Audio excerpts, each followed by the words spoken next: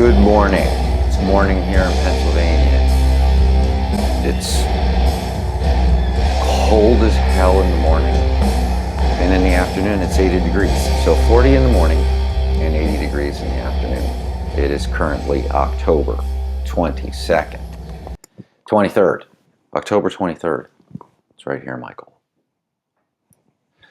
Anyway, today I want to talk about Diocletian. But first off, how have you all been? How have you all been? I've been well. I have been well.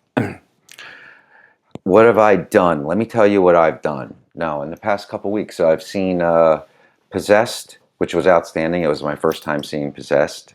And I saw Creator. Again, it's the third time seeing Creator. The first time I saw Creator was, I believe, my second show of my life, metal show. And it was March of 1991. And then I saw them in 2022 with Merciful Fate, and that was outstanding. And then just the other night, last week, I saw them again. So Possessed and Creator, and then I saw Disma and Evoken, which was a show I kind of helped put together a little bit. Anyway, and that was incredible, outstanding, and there'll be more to come on another video about that particular show. But today we're going to talk about Diocletian real quick. I was going to download a rehearsal to kind of plug in and out of this video, but there's something going on with the downloader app that I don't feel like ironing out this morning. So we want a little ambient. I put the record on, took a couple clips. If it sounds like shit, I apologize, but you get the idea. Diocletian is an Australian band. They have a bunch of releases out that are all really good.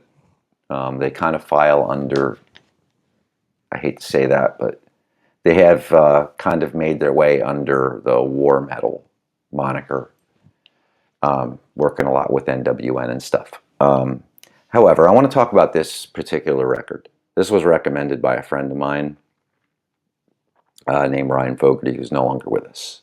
Dear friend, guitar player of Keeper of Decay. And this was one of the albums that he last recommended to me.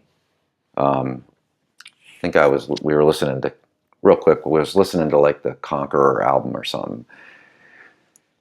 And he was like, hey, did you ever check out the GESUNDRAIN album by Diocletian? And I said, no. And we found the thumbnail, and he said, play that. And I did. And for some reason, this thumbnail would come through my feed, and I always thought it was going to be some trad metal or something. I never clicked on it. But yeah, we listened to one track off this, and I was sold. The vinyl was kind of hard to find. I found this, I think, is a 2018 press by Osmos, which you're seeing here. But yeah, this thing's outstanding. I bought it because I just liked the way it sounded. I loved the production. It was drums. It was heavy. It was dark. The guitar sound is absolutely vicious, and you can tell it's almost fighting. Like, you could tell it's a real guitar. Amps, and you can just tell like the speakers fighting. It's so much bottom end, but they get their riffs across, and it's muddy, but in a good way, if I kind of make sense. Like, it still pops. And this pressing is really good too. Definitely, it's mastered well to vinyl, and it pops when you put it on. But anyway, real quick about this record and why it's different. It's almost an entirely different lineup on here. There's a rehearsal on YouTube, like I said, that I wanted to download, but it's outstanding. The rehearsal for this album. They literally don't even talk to each other. The last guy walks in, he plugs in, the one guy starts playing, and they steamroll through this whole album. There's no vocals on that rehearsal, but there doesn't need to be. I watched the whole thing probably a dozen times. And because I love to watch a band perform it, and they do. It's just a rehearsal, and it sounds great, and it's awesome, and it's from behind the drummer. So he's really cool to watch too. So anyway, about this thing, the intro, Cleaved Asunder. It's like, you know, I heard in one of the comments somebody said, dude, this is one of the best intros since Hell Awaits. And you know what, man, it is. Somebody said it was boring. Bullshit. There's a sword fight, and you know, you can hear the horses and you hear all this stuff underneath it. Just these pick slides that are nasty, you know. And this thing comes out, I think, in 2014 originally. But it's just nasty. It's vicious. It's a slower building track. Then you get into Wretched Sons, which really the album picks up and just starts going. It's at a tempo where, though, it's not too fast. I'd say this thing's probably around 180 to 200 beats per minute all the way through, meaning that it's not too fast where it's always grabbing you with the tempo of it. Even the blast beats are all like a head-nodding blast beat, which is really important, man. You know, not to go off the rails, but like Suffocation is like that, where they don't go, yeah, they're always fast, but the tempo isn't too fast. So it's always a head-banging tempo all the way through, and that's what this has. It's not too fast. Even the bomb blasts and stuff are really groovy, and the drummer has, I hate to say the word groove, but because it's not welcoming, but it's done well. I mean, he's got cool bell accents going on with this, and like I said, it's vicious. Summoning Fear, holy shit. I mean, I love the vocals. I love the lyrics are all written really well. They're, you know, and I don't like to open my gatefolds too much, but the lyrics are all pressed through here. It's not easiest to read the print, but, you know, you got a well-lit, do it with your phone flashlight or candle or whatever the hell you like. But, yeah, you can follow the lyrics all the way. They're well-written, you know, great terminology. It's not all just like a 8th grader wrote lyrics. Really done well. The songs fade in and out of one another or connect in a cool way. So that this thing, that's why I think it's special. I watched them rehearse all the way through it and how it really all works. The riffs are super interesting. Even though it's a steamrolling bass sound and a punishing guitar sound, the riffs are all, they have different chords in them. I'm going to say this, like, somebody I think who wrote a lot of this might pull from like some of the Immortals, early Immortal. Like, there's really cool like chords in here.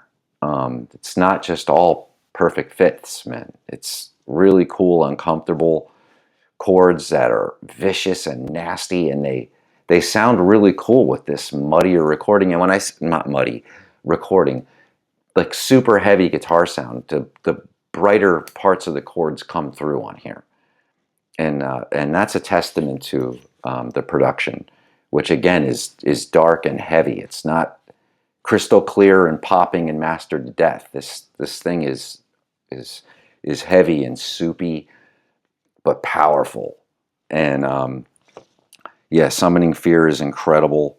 Even the lyrics are, I mean, even the print's hard to read in this. Traitor's Gallows screaming, traitor, the whole, like in the choruses, it's brutal, brutal. Steel Jaws opens up with this just disgusting bass sound. And you know, I mean, it's conveniently the first track on side B. And when you put that on, you're just like, oh yeah, here we go. And it, man, just steamrolls. Beast Upon the Trapezoid. These later tracks are killer. The later tracks are absolutely killer. It doesn't like they didn't like put the shitty tracks in the middle or 6 and 7. Hell no. This thing's all the way through every track. And then Summoning Fear was my favorite track for 5 months. I put it on every day at work, just before, while I was allowed to listen to headphones at work. And that was my favorite track. Then Wretched Sun was, and then I started really focus and starting the album later on. And then A Beast Upon the Trapezoid is probably one of my favorite tracks. So this doesn't degrade. It steamrolls all the way through. How long am I talking? 10 minutes. Holy shit, Mike. Boring as hell. But anyway, if you can pull up the digital, buy it on Bandcamp, whatever you got to do. That this thing's, yeah, Mike, whatever. It's its own vicious thing. It's black death metal, I'd say. This is not just war metal. This particular thing is not. This is riff upon riff. There's no breakdowns.